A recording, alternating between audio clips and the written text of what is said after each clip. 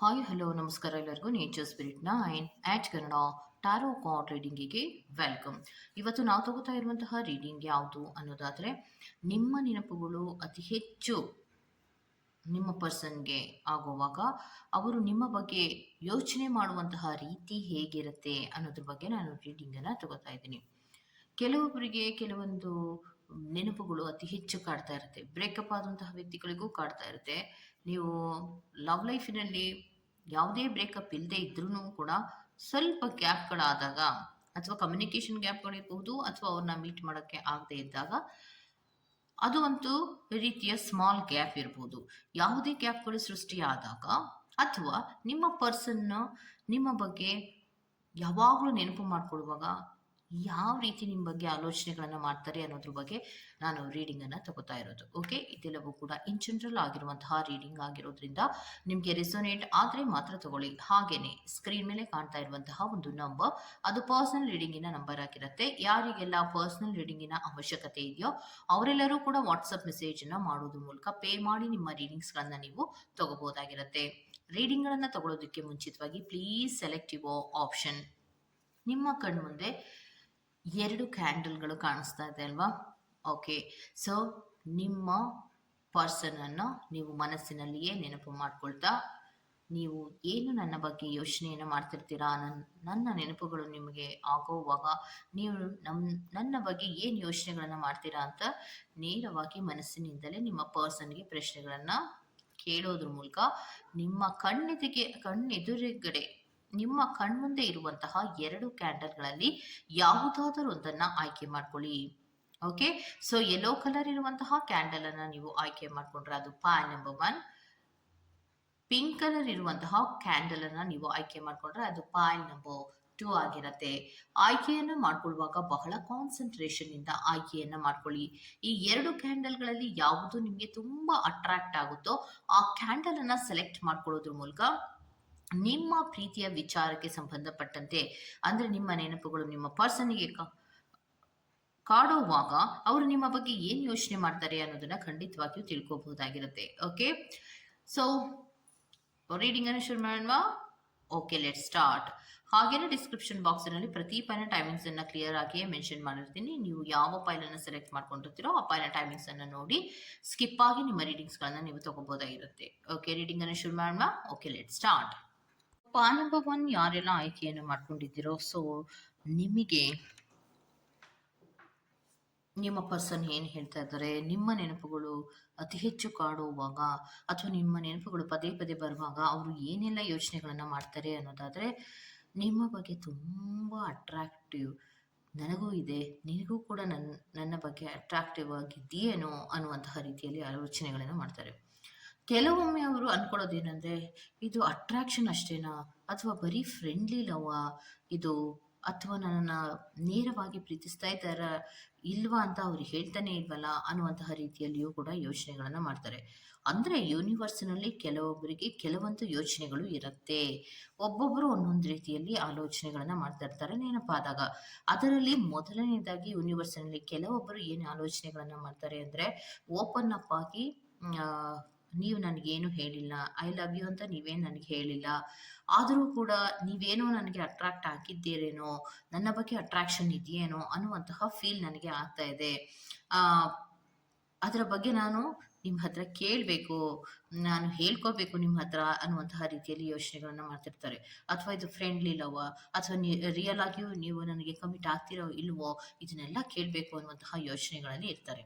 ಮತ್ತೆ ಅವ್ರು ಏನು ಯೋಚನೆಗಳನ್ನು ಮಾಡ್ತಾರೆ ಅಂದರೆ, ನಾನು ನಿಮ್ಮನ್ನು ಪ್ರೀತಿಸ್ತಾ ಇದ್ದೇನೆ, ನೀವು ಕೂಡ ನನ್ನನ್ನು ಪ್ರೀತಿಸ್ತಾ ಇದ್ದೀರೋ ಇಲ್ವೋ ಅದರ ಬಗ್ಗೆ ನಾನು ಕ್ಲಾರಿಟಿಯನ್ನು ತಗೋಬೇಕು. ಯಾಕಂದರೆ ಇಬ್ಬರ ಮನಸ್ಥಿತಿಯೂ ಕೂಡ ಒಂದೇ ಆದಾಗ ಮಾತ್ರ ನಾವು ಕಮಿಟ್ಮೆಂಟ್ಗಳ ಕಡೆಗೆ ಹೋಗ್ಬೋದೇ ಹೊರತು, ಇಬ್ಬರ ಮನಸ್ಥಿತಿಯಲ್ಲಿಯೂ ಕೂಡ ಬೇರೆ ಬೇರೆ ಇದ್ದಾಗ ನಾವು ಕಮಿಟ್ಮೆಂಟ್ಗಳ ಕಡೆಗೆ ಹೋಗೋದಕ್ಕೆ ಆಗೋದಿಲ್ಲ ಅಲ್ವಾ?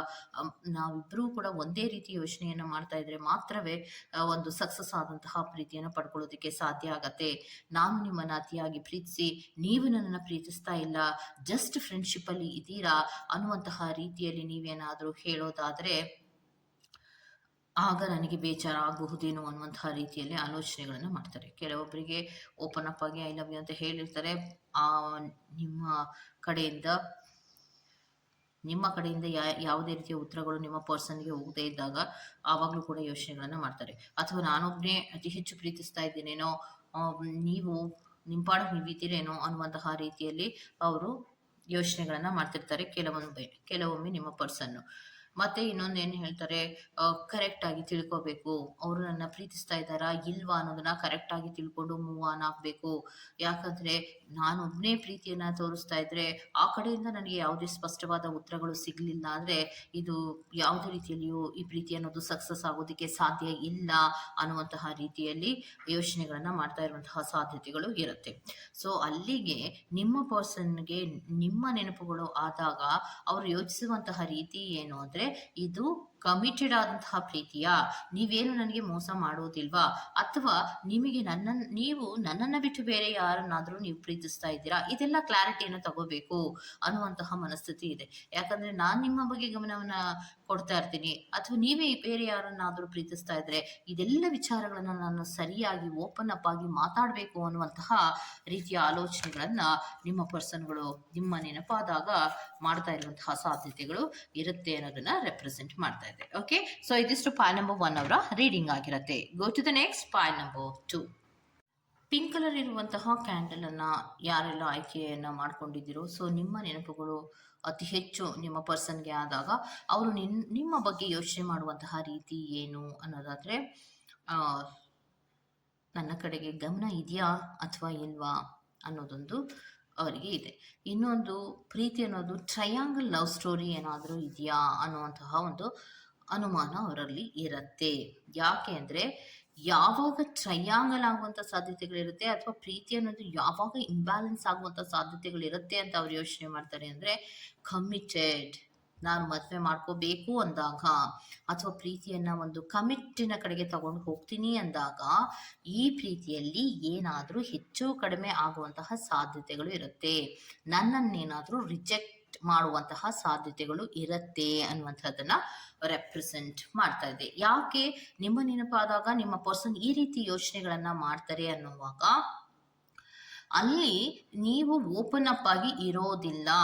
ಏನೋ ಒಂದು ಸೀರಿಯಸ್ ಕಮಿಟ್ಮೆಂಟ್ಗಳು, ಮದುವೆ, ಎಂಗೇಜ್ಮೆಂಟ್ ಈ ತರಹದ ವಿಚಾರಗಳಿಗೆ ಒಂದು ಸಿಚುಯೇಷನ್ಗಳು ಸೃಷ್ಟಿಯಾದಾಗ ಎಲ್ಲ ವಿಚಾರವನ್ನ ನೀವು ಮುಚ್ಚಿಡ್ತೀರಾ. ಪ್ರೀತಿಯ ವಿಚಾರದಲ್ಲಿ ಒಂದು ರೀತಿಯಲ್ಲಿ ಅವ್ಯವಸ್ಥೆಗಳಾಗುವಂತಹ ಸಾಧ್ಯತೆಗಳಿರುತ್ತೆ, ಕನ್ಫ್ಯೂಷನ್ಗಳಾಗುವಂತಹ ಸಾಧ್ಯತೆಗಳಿರುತ್ತೆ. ಯಾಕೋ ಯೂನಿವರ್ಸ್ನಲ್ಲಿ ಕೆಲವೊಬ್ರು ಮಾತ್ರ ನಿಮ್ಮ ಬಗ್ಗೆ ಅವರಿಗೆ ನಂಬಿಕೆ ಇಲ್ಲ ಅನ್ನುವಂಥದ್ದನ್ನ ರೆಪ್ರೆಸೆಂಟ್ ಮಾಡ್ತಾ ಇದೆ. ಕೆಲವೊಬ್ಬರಿಗೆ ನಿಮ್ಮ ನೆನಪಾದಾಗ ಅವರ ಯೋಚನೆ ಏನು ಅಂದ್ರೆ, ನಿನ್ನನ್ನು ನಂಬಕ್ಕಾಗಲ್ಲ, ಯಾಕೋ ನಿನ್ ಮೇಲೆ ನನಗೆ ಡೌಟ್ ಬರ್ತಾ ಇದೆ ಅನ್ನುವಂತಹ ರೀತಿಯ ಆಲೋಚನೆಗಳನ್ನ ಮಾಡ್ತಾ ಇರುವಂತಹ ಸಾಧ್ಯತೆಗಳಿರುತ್ತೆ. ಎಷ್ಟೋ ಬಾರಿ ನಿಮ್ಮ ಹತ್ರ ಓಪನ್ ಅಪ್ ಆಗಿ ಅವರಿಗೆ ಹೇಳ್ಕೊಳಕ್ಕಾಗದೆ ರಿಗ್ರೆಟ್ ಫೀಲಿನಲ್ಲಿ ಕೂಡ ಇರುವಂತಹ ಸಾಧ್ಯತೆಗಳು ಇರುತ್ತೆ. ಯಾಕಂದ್ರೆ ನಿಮ್ಮ ಬಗ್ಗೆ ಅವರಿಗೆ ತುಂಬಾ ಅನುಮಾನಗಳಾಗುತ್ತೆ. ನಿಮ್ಮ ನೆನಪುಗಳು ಕಾಡುತ್ತಾಗ ಅವರಿಗೆ ಬರುವಂತಹ ಯೋಚನೆಗಳು ಏನಂದ್ರೆ, ನೀನು ಸೀರಿಯಸ್ ಆಗಿಲ್ಲ, ಈ ಪ್ರೀತಿಯ ವಿಚಾರದಲ್ಲಿ ನೀನು ಸೀರಿಯಸ್ ಆಗಿಲ್ಲ ಅನ್ನೋದೇ ನನಗೆ ಅನಿಸ್ತಾ ಇರೋದು. ನೀನು ನನ್ನನ್ನ ಬಿಟ್ಟು ಬೇರೆ ಯಾರನ್ನಾದ್ರೂ ಪ್ರೀತಿಸ್ತಾ ಇದೆಯಾ, ಅಥವಾ ಸೀರಿಯಸ್ ಕಮಿಟ್ಮೆಂಟಿನ ವಿಚಾರಕ್ಕೆ ಬಂದಾಗ, ಮದುವೆ ಅಥವಾ ಎಂಗೇಜ್ಮೆಂಟ್ಗಳ ವಿಚಾರಗಳಿಗೆ ಬಂದಾಗ ನೀನು ಆ ಸಿಚುಯೇಷನ್ಸ್ ಗಳನ್ನ ಫೇಸ್ ಮಾಡಕ್ಕಾಗದೆ ನನ್ನನ್ನ ಬಿಟ್ಟು ನೀನು ಮೂವ್ ಆನ್ ಆಗುವಂತ ಸಾಧ್ಯತೆಗಳಿರುತ್ತೆ. ಈ ಪ್ರೀತಿಯಲ್ಲಿ ತುಂಬಾ ಕನ್ಫ್ಯೂಷನ್ಸ್ಗಳಿದೆ, ನನಗೇನು ಅರ್ಥ ಆಗ್ತಾ ಇಲ್ಲ.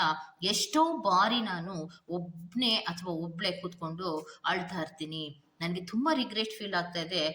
ನಾವು ಎಷ್ಟೇ ಡೆಡಿಕೇಶನ್ ಆಗಿದ್ರು ಕೂಡ ನಿನ್ನ ಕಡೆಯಿಂದ ಪ್ರೀತಿ ಅನ್ನೋದು ನಿಷ್ಕಲ್ಮಶವಾಗಿ ಸಿಗುತ್ತೋ ಇಲ್ವೋ, ಅಥವಾ ನೀನು ನನಗೆ ಸೀರಿಯಸ್ ಕಮಿಟ್ಮೆಂಟ್ ಕೊಡ್ತೀಯೋ ಇಲ್ವೋ, ಯಾಕೋ ಈ ಪ್ರೀತಿಯಲ್ಲಿ ಎಲ್ಲವೂ ಕೂಡ ಮುಚ್ಚುಮರೆ ಇದೆಯಲ್ಲ ಅನ್ನುವಂತಹ ರೀತಿಯ ಆಲೋಚನೆಗಳು ಅವರಿಗೆ ತುಂಬಾ ಜಾಸ್ತಿ ಬರ್ತಾ ಇರುತ್ತೆ.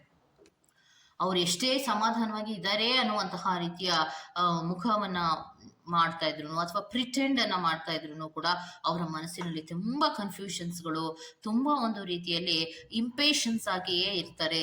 ಯಾಕೋ ಸಮಾಧಾನಕರವಾಗಿ ಅವರು ಇರೋದಿಲ್ಲ ಅನ್ನುವಂಥದ್ದನ್ನ ರೆಪ್ರೆಸೆಂಟ್ ಮಾಡ್ತಾ ಇದೆ. ಓಕೆ, ಇದಿಷ್ಟು ಪಾಯ್ ನಂಬರ್ 2 ರೀಡಿಂಗ್ ಆಗಿರುತ್ತೆ. ಈ ತರಹದ ರೀಡಿಂಗ್ ನಿಮ್ಗೆ ಇಷ್ಟ ಆಗಿದೆ ದಯವಿಟ್ಟು ಸಬ್ಸ್ಕ್ರೈಬ್ ಮಾಡಿ, ಪಕ್ಕದಲ್ಲೇ ಇರುವಂತಹ ಬೆಲ್ ಐಕಾನ್ ಅನ್ನ ಪ್ರೆಸ್ ಮಾಡಿ. ನಾನು ನಿಮ್ಮನ್ನ ಮತ್ತೊಂದು ರೀಡಿಂಗ್ ಗಳಲ್ಲಿ ಸಿಗ್ತೀನಿ ಅಂತ ಹೇಳ್ತಾ ಅಲ್ಲಿವರೆಗೂ ಚೆಕ್ಕಿ ಬಾಯ್.